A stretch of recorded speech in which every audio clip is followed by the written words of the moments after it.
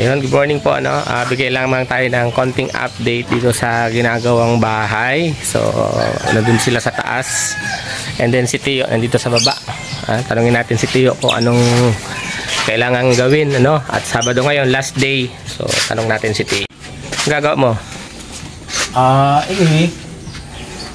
Nilalapit na natin para yung itong posting ito, diretsuhan na hanggang doon sa biga. Sa taas, oo. Tapos yung mga makukuhang kahoy dito, ilalagay na natin sa taas. So, yan may tamsi. Ano yan? Ini man tamsi na yan ang pinaka-guide ka ining posting ini. Oo. Na diretso sa taas na paglalagay ng sipo sa biga. So, magdadagdag pang kahoy? Ay, di na. Di na. Anong gagawin na lang? Kasi yung mga kahoy dito sa baba, matatanggalin dito. Kasi unti-unti natin tatanggalin yun sa ilalim. Oo. Habang hindi pa natin sa curing date. Kasi 15 days pa lang, pwede tayo mag-utay-utay na magtanggal sa ilalim. At dadalhin sa taas. So di na tayo bibiling kukulamber talaga. Tapos ano na lang ang mga materyales na magagamit? Ang kailangan na lang natin dyan sa taas, bakal, hollow block, simento, buhangin. At buhangin. Saka yung graba, pamposte. Pamposte, pambuhos sa poste na graba. Hanggang biga. Yun. Tapos transfer na lang yung frame natin para sa kolong. Sige. So, yun na lang. Yung hagdan, Tio, kailan gagawin yan?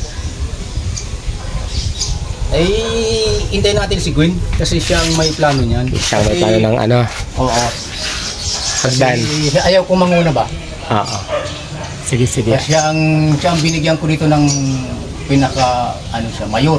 Or siyang nakakaalam ng plano nito. So, ayan guys, kung nakikita nyo, may kahoy na din sa taas na nakaabang. And then, ayan, may mga bakal na nakatayo na. Kompleto na yan. Kompleto na yung mga bakal na yan. Ngayon, magagawa na lang silang scaffolding para next week, dire-diretso ang paggawa sa itaas. Then, makapagbuhos na rin. Ayun, kompleto na ho yan. Nasa taas ho yung, yung iba. Nay! Anong masasabi mo at meron kang allowance na 1,000? May nagpabigay talaga niyan, anonymous sponsor. Oo. Kasabi ko lang, sino ba yung nabigay? Ikaw ba? Kaya nga anonymous sponsor, ibig sabihin ayaw magpakilala. Kasabi ko lang, malaki akong pagpasalamat sa sa nagbigay sa akin ng pera ng 1,000 kasi parang makapira ako wala akong dito, hanap buhay. Wala akong kapira-pirahan. Magpasalamat po ako sino ang nagbigay sa pera ko. Binigay ni Daddy sa akin ng 1,000 pero ipadala ko to sa anak ko doon. Magkano na nabigay ko sa'yo? 2K na 2K na ang nabigay mo sa akin, Daddy. Maraming salamat, Daddy. O saka yung mga naga-suporta, nagbigay nga hindi nagpakilala. Maraming salamat po. Ang Lord na lang ang sa inyo kasi wala akong wala akong ikabigay nga kapalit. Ang Lord na lang. Si Dudang, di ko man binigyan yan si Dudang. Di man kita binigyan Nay, ayaw umami ni Dudang. Dang, ano masasabi mo sa anonymous sponsor natin? Maraming salamat po sa anonymous sponsor sa pagbigay sa amin ni Mama dito, tsaka ni Daddy T. Thank you so much, Daddy T. More blessings to come sa inyo po, thank you so much. Ayan, nabigyan na po natin yung mga allowances nila Dudang tsaka ni Nanay Susan. Pabigay ng ating anonymous sponsor na ayaw magpakilala. Grabe. Ganun ho, ayan, yung ating anonymous sponsor. Nagbibigay kahit hindi nagpapakilala, at walang hinihinging kapalit. Ayan po, So, ayan, balik tayo dito sa ginagawang bahay. Hindi tayo muna aakyat at medyo nahihilo ho ako kaya hindi ako umaakyat. Siguro sa kinain kong adobo kanina, masyadong mamantika yung yung adobo. Kaya hindi ho muna. Mamaya tayo aakyat ng hapon pagka natapos na ho yung ginagawa. Ayan si Tio. Tapos Tio, paano yung panambak dito? Saan tayo kukuha ng lupa? Di ba pantayan dito sa dito sa biga? Ay dito, tie beam. Tie beam. O, pantay. Yung sa CR kaya huhukayin, sapat na? Mabibitin pa tayo doon. Bitin? Oo. Kasi kung maliit lang na puso na gagamitin na gagawin natin. Oo. Kulang yun. So ano Tiyo yan? Sisimentuhin pa yung gilid? Hindi ano po nito, iwasan natin yung tapat ng, o kaya itapat na lang natin, lalagyan natin yan ng ano? Kanal? Hindi. Ano? Box na pati.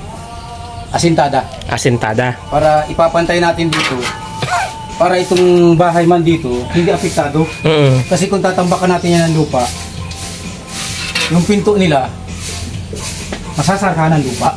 Oo. Ay siya. Oo, kasi mas mababa yung pinto dyan sa kabila. Oo. Kaya lalagyan na lang natin itong ilalandscape na lang natin ito yung bahay mo. Ay siya. Tapos yan yung loob. Tatambakan pa din yan. Tatambakan pa rin yan. Halos saan ang ano yan? Pumantay sa flooring. Papantay dyan. O sa flooring. So mga ilang, ano yan? Ilan ang sukat yan Tiyo? Natatambakan na yan? Aba, 40 yan. 40 centimeters. Yan ang tatambak pa dyan. Malaki-laki pa pala ang tatambakan ano. Kaya ang pinaka ko lang, alternative na dapat na para makakuha tayo ng lupa, gagawa tayo ng basurahan dito. Basurahan. Ay, sige. Uhukay tayo ng basurahan para yung mga basura doon lahat ng itatambak ko lang makikita ang basura. Hindi dalawang hukay. Oo, dalawa sa Poso Negro. Poso Negro at isa sa ano? Basurahan. Okay. Para makakumpleto tayo ng tambak. Isa man magbili pa tayo, ang mahal, 150. Sige. 12 cubic ng panambak. Oo. Ayan ho, yung update natin. Hindi tayo makalapit masyado kasi may tumutugtog sa kapilang bahay. Baka ma-copyright ho tayo. Ayan. Kahapon, matagal kami nagkausap. Wala na natuloy na itapos. Nagamas ka dyan? Nagamas ako, ginabidyo ako ni Dudan. Actually ho, may tanim kami ni Nanay Susan na sili. Kaya lang, pinagtutuka ng manok yung ibang yung ibang buto. Ayan, ayan. Kaya tinatakpan ho namin. Yan ho yung tinatawag na ceiling demon. Ceiling demon yung tanim namin diyan ni Nanay Susan. Tsaka si Paring Grayson po wala ngayon sa bayan, nakapila, I don't know, may ibibigay daw ang LGU yata. Hindi ko alam kung LGU talaga ang magbibigay. No? Meron daw ang ibibigay ngayong araw. So ayan. Ito po, may mga kahoy pang nakatambak dito. Natanggalin yan kasi dyan maglalagay ng Poso Negro sa likod. Tapos, Tiyo, mag-extend daw tayo dyan para sa labahan. Sa likod. Pwede man. Kasi doon sa Poso Negro mo, pwede na yun na maging laundry. Pwede na yan? Oo, yung sa ibaba ng Poso Negro. Sige. Basta matibay. O natural. Kasi baka naglalaba, mahulog. Lahat na naman ang islab ng Poso Negro ay matatag naman yan. So, ayan, maglalagay tayo ng labahan dito kasi maglalagay tayo dyan ng washing machine. At yung washing machine, automatic daw. So, ayan ho yung update muna natin ngayong araw. Maraming salamat po sa patuloy na sumusubaybay dito sa channel ni Daddy Donat. At sa mga nananatiling nanonood. Ayan. Maraming salamat po. Ingat po kayo at ingat din kami. God bless us all po. Thank you so much.